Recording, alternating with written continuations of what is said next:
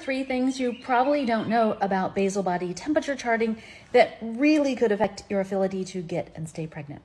First of all, basal body temperature charting doesn't work that well for predicting ovulation. If you look back from the previous month, you can certainly see the trend where there's low temperatures before ovulation, a drop, and high temperatures after. That's a fairly decent way to confirm ovulation. But in general, it's not that useful because it's hard to predict when you're going to actually ovulate. Instead, focus on regulating your cycle. Next, there's a lot of misinformation about basal body temperature charting around timing, position, types of devices to use, and all you need is a digital thermometer from the grocery store at $15. I like to use one with memory. Third, many people think that basal body temperature charting is stress producing because your temperatures are all over the place, but you don't understand them, so it actually causes more stress than makes you feel better. If you know how to interpret your basal body temperatures, it actually can give you a lot of peace, because if you identify the underlying factors that are impacting the areas of your basal body temperature charts that are not where we want them to be, you can measure progress. And sometimes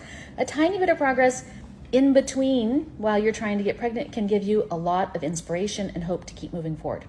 Your basal body temperatures before ovulation can be a good indicator of how much inflammation you might have. The temperature should be around 97.2 ideally, and when it's higher than 97.5 or 97.6, then I start to suspect that there's a lot of inflammation.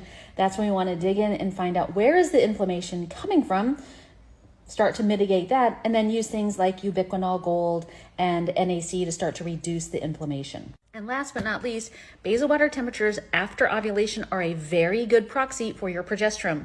After ovulation, your temperatures have to rise to influence the corpus luteum. That's the thing that makes the early progesterone, in order to make enough progesterone. When your temperatures are low, I would say below 98 in general, it's likely you have low progesterone. If your temperatures are very high, 98 or above, consistently after ovulation, if you cross-reference that against progesterone values, you'll see that most people will have pretty decent progesterone.